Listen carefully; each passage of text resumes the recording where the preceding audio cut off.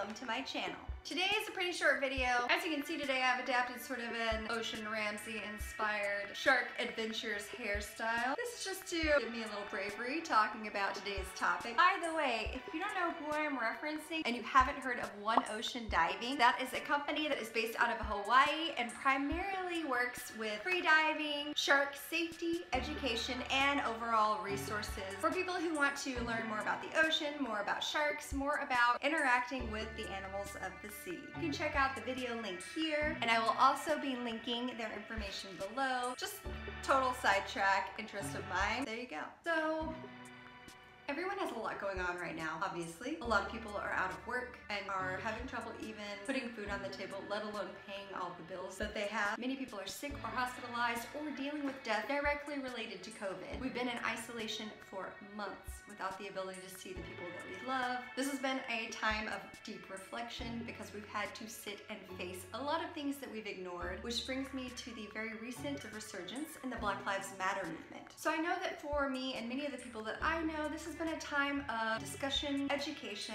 really looking for and asking for and advocating for resources to educate ourselves and become aware of the best way to talk about and bring about positive change, especially when it comes to actual equality in our country. On a slightly smaller scale, relative to the dance community that I'm a part of, there are a lot of continued discussions that have been put on the back burner for decades, literally decades. I've not been a part of these discussions at large until very recently, and it's because I've been uneducated and unaware. I've been very lucky to be a part of some conversations with my dance peers that have been super influential for me, that have allowed me to find some really important resources and really start educating myself in the hopes of being part of the solution. I am in no means an expert or an expansive resource on any of the topics aforementioned, but I am going to be listing and mentioning a lot of resources that you can use to become more educated about the history of the term belly dance, about the discussions that have been created a long time ago and are being readdressed now on the terminology we use specifically in our dance culture to describe our styles and to describe what we do as professionals or as students or as dance enthusiasts in general. These resources are addressing larger community topic that is being aware of how BIPOC, Black, Indigenous, people of color have been discriminated against or silenced or pushed out of our community. Whether it's directly, indirectly, whether it's intentional or not, it has been happening, and many of us are trying to create a community that allows for everyone's voice to be heard, for everyone to have the opportunity to be educated, to be knowledgeable, to be made aware of things that have been happening for decades in our community, centuries really, that can be discussed, challenged, and hopefully repaired to a more just system and community in the near future. One of the specific topics that has been coming up, I've been aware of for at least the last 5 or 6 years, primarily because of the people that I've been influenced by directly, including April Rose, Amy Sigil, Donna Mejia, and many others that I am so sorry I'm not mentioning here in this very brief overview of what's been going on, is the word tribal. How we've been using it to describe what we do in belly dance, in fusion belly dance, and how belly dance has evolved in the Western world only in the last few decades, and what tribal means to our community and how it's harmful to many other communities.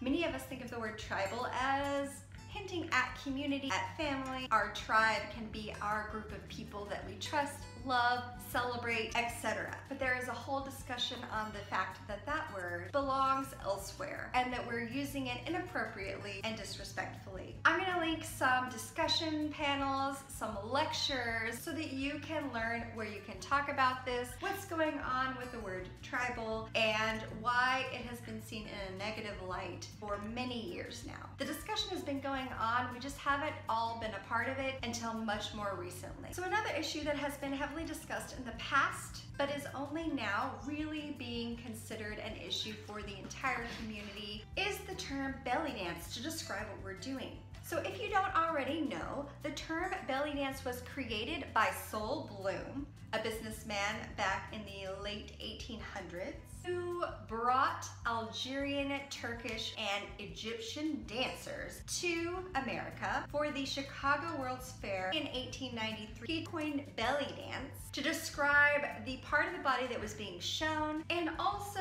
to pique interest in Americans who were coming to see a very biased view of civilization. At the time, technology, biology, human sciences, anatomy, and cultural heritage were used against non-Western cultures to prove superiority. So at this time, Sol Bloom decided that he wanted to pique Westerners' interest in describing a dance that highlights bare bellies, which was super risque at the time, and also gyrating hips and movements that were considered very sexual and perverse at the time. It was a term to really isolate these cultures as heathenistic. We've kept the word belly dance for a long time now because it's easy to keep it. It very clearly describes what is being accented in the dance, but it is a term that comes from a colonialist period to berate a variety of cultures and to name Westerners as superior to everyone else. So right now, the big discussion from a lot of people is, what term do we use now to be respectful to and inclusive of all of the cultures, regions,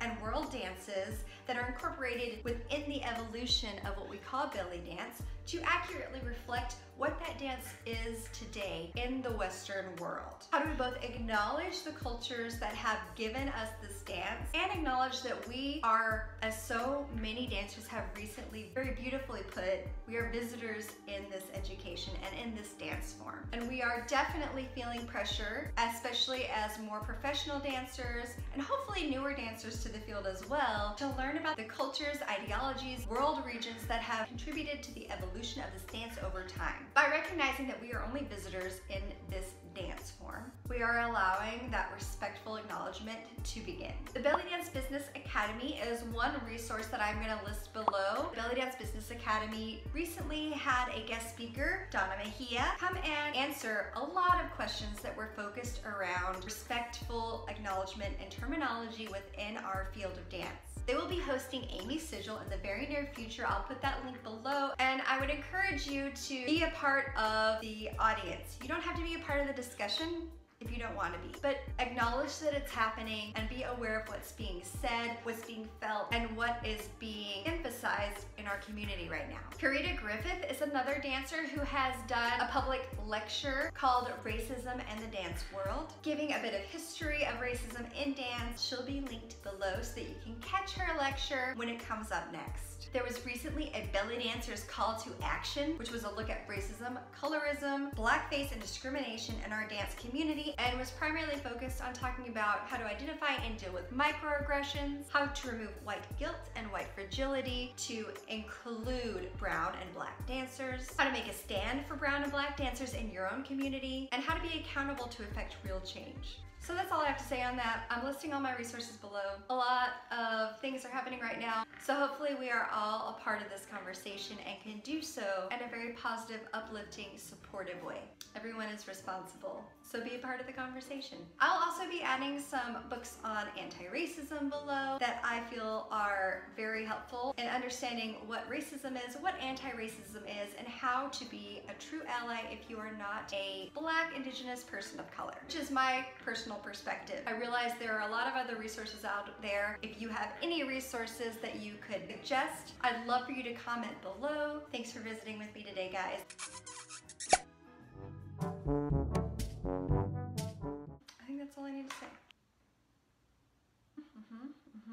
Bye.